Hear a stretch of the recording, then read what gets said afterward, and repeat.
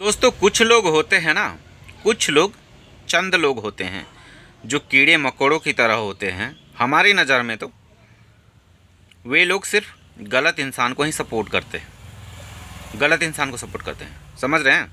कल मेरी लाइव चल रही थी, उसमें मैंने कहा कि कुछ लोग हमारे देश में भी इतने इतने ज़्यादा गद्दार लोग हैं जो अच्छे कामों को होने नहीं देते हैं। जैसे कि निर्भया वाला कांड हुआ था, उसमें किसी वकील ने इस केस को अपने हाथ में लेने से मना कर दिया था, लेकिन हमारा देश का एक गद्दार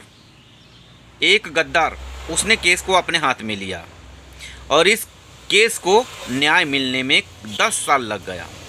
अब सोच सकते हैं दोस्तों, ऐसे लोग गद्दार नहीं बोलेंगे ऐसे लोगों को तो क्या बोलेंगे, आप ही बताइए। तो उसने मुझे कहा कि तू ही गद्दार है। हम बोले ठीक है, हम तो गद्दार हैं, लेकिन तुम्हारी नज़र में, क्योंकि तुम्हारी नज़र ऐसी है इसलिए तुम्हें मैं गद्दार नज़र आता हूँ। जिसकी नज़र, जिसकी भावना जैसी उसकी वही होती है, वैसे ही नज़र आता है। तो नमस्कार दोस्तों, मैं ठीक हूँ। आप लोग बताएं, आप लोग कैसे हैं और कहाँ से हैं, तो ज़रूर बताइएगा एक बार, ताकि मुझे भी पता चले। क्योंकि आजकल पाकिस्तान के लोग बहुत अच्छा खासा लोग मुझसे जुड़ रहे हैं और मुझसे बातें भी करते हैं।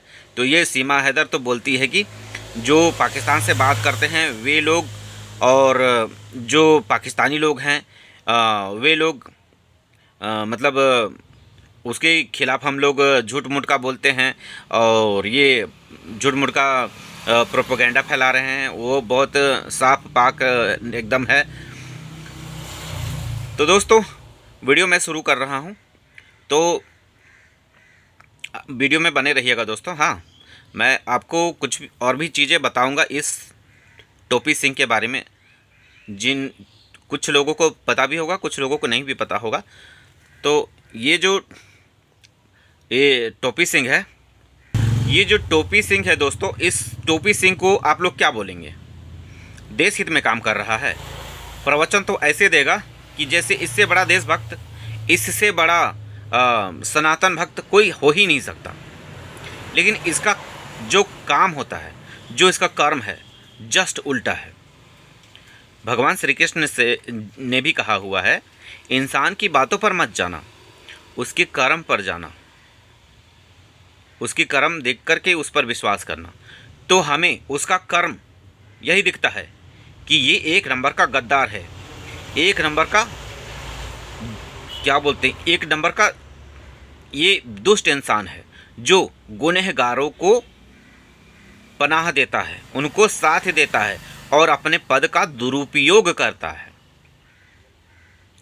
हमारे देश का हर एक बंदा जो जानता है ये टोपी सिंह कैसा है, उसके नज़र में इसका कोई औकात नहीं है। सिर्फ ये गाली सुनने के लायक है, गाली खाने के लायक काम किया है।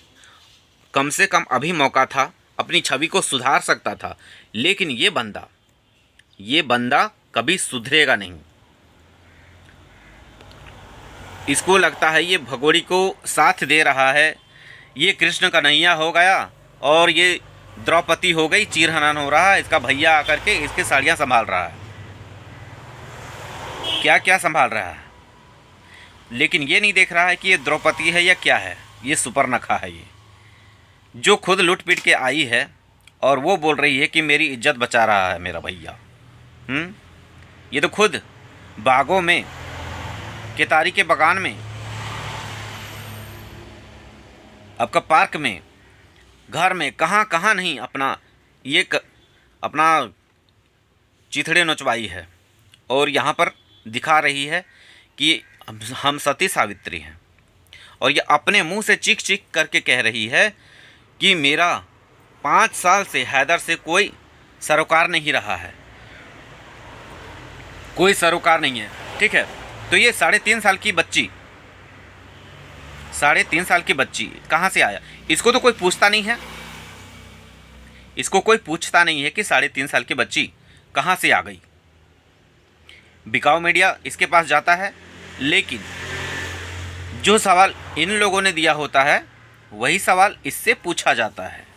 ना कि उसके अपोजिट में कोई सवाल पूछा जाता है। जो ये चाहते हैं, इनके हिसाब से इनके सवाल को पढ़ पढ़ के लोग पूछते हैं और ये जवाब देते हैं।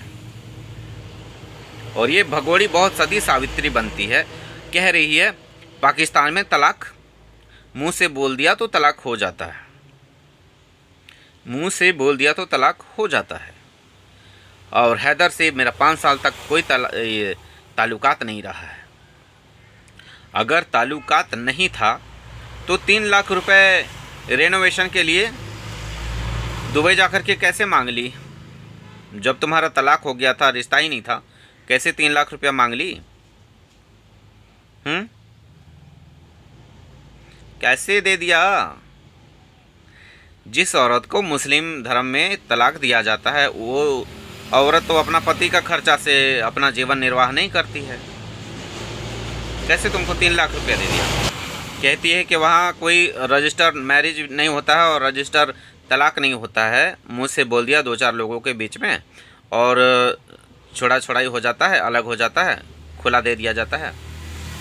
तो उसी तरह का मुझे हुआ था, मेरे साथ यही चीज़ हुआ था।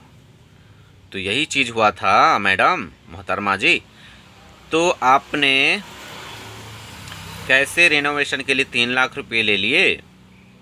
कैसे ले लिए बताएंगे? है कोई जवाब? हाँ, और लाइव में क्या बोल रही थी, मैं हिंदुस्तानियों को कुछ नहीं बोलूँगी, तुम्हारी औकात है बोलने की तो बोल बोल, कोई दिक्कत नहीं है, बोलो, वैसे भी कोई बाउंडेशन नहीं है, बोलो जितना बोलना है। लेकिन हमारे हिंदुस्तानी भाई बहन अगर तुम्हारे पीछे पड़ गए, तुम्हें इतनी गालियाँ देंगे, इतनी गालियाँ देंगे, इतनी गालियाँ पड़ेंगी ना कि तुम कितना भी ना चाह कर भी किसी का वीडियो तो ज़रूर देखोगी। हर वीडियो में हर हिंदुस्तानी तुमको देखेगी गालियाँ ही मिल रहा है, तो तुम्हारे ऊपर क्या बीतेगी? हम मानते हैं कि तुम्हारी चमड़ी बहुत मोटी है, तुमको कोई फ़र्क नहीं पड़ता है। कछुआ देखिए, कछुआ, वो कछुआ बहुत मोटे से कड़े से खोल में रहता है, खोल में रहता है, पता है? वो कितना भी ऊंचाई से गिर जाए उसको चोट नहीं लगता है, ना ही उसको कोई अन्य जीव खा सकता है, इतना उसका बॉडी स्ट्रांग होता है ऊपर से। लेकिन फिर भी कुछ लोग उसका भी शिकार करके खा जाते हैं, यानी कि उससे भी मजबूत स्ट्रांग लोग हैं तभी तो उसका शिकार हो जाता है। तो तुम अपने आप को कैसे ये सोच रही हो, कैसे सोच रही हो कि तुम्हारे साथ तुम इतना कुछ बोल बाल के निकल जाओगी और तुम बच जाओगी? ऐसा कभी नहीं हो सकता।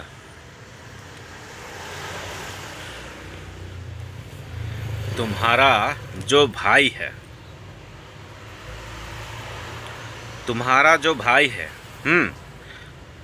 तुम तो किसी की ना बहन बनने लायक हो, ना किसी की बेटी बनने के लायक हो, ना किसी की बहू बनने लायक हो। मतलब तुम खुद ही ऐसी हो कि हर किसी को गलत निगाह से ही देखती हो।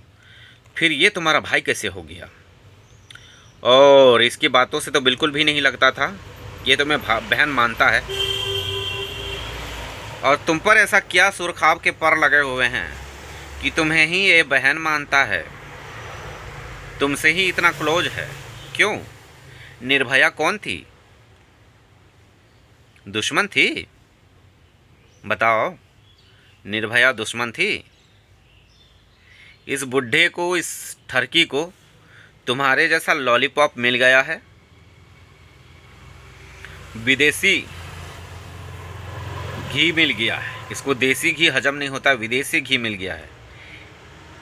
इसकी बीवी होगी एकदम चुड़ैल जैसी, कोई इसको देखता उगता नहीं होगा, इसीलिए तुम पर लट्टू है। मेकअप करती हो और उससे मिलने जाती हो, रात को घूमने जाती हो। कई बार तो वीडियो ये भी आया है कि रात को पकड़ी गई हो, घूमने जाती हो 2 बजे रात को, क्योंकि 9 बजे पुलिस की ड्यूटी ख़त्म हो जाती है, वे लोग चले जाते हैं, उसके बाद तुम्हारा शुरू हो जाता है। फिर किस एंगल से बोलती हो मेरा भैया भैया भैया? एक बार निर्भया की माँ को देख लेना, कितना संघर्ष की है, कितना संघर्ष की है। 10 साल एक माँ अपनी बच्ची को इंसाफ दिलाने के लिए कितना वो परेशान हुई है, कितना रोई है, कितना तड़पी है, कितना उसका पैसा खर्च हुआ होगा, कभी सोचा है? और ऐसी माँ को इंसाफ दिलवाने में ये टोपी सिंह ही था कि उसको इंसाफ दिलवाने में अड़चने पैदा कर रहा था, और आज तुम्हारा भैया बना बैठा है। कैसे तुमको इतना यकीन है इस पर? हमें हमारे भारत देश में जितने भी लोग हैं, किसी से भी पूछ के देख लो कि ये इंसान भरोसे के लायक कितना % है। 100 में 0। कोई इसको लाइक नहीं करता, कोई इसको पसंद नहीं करता, सिर्फ तुम जैसे लोगों के अलावा। जो गलत करते हैं, जो कांड करते हैं, कांड करके आते हैं, ये उनको अपने शरण में लेता है, उनको अपनी औलाद समझता है, और तुझ जैसी को देसी घी समझता है,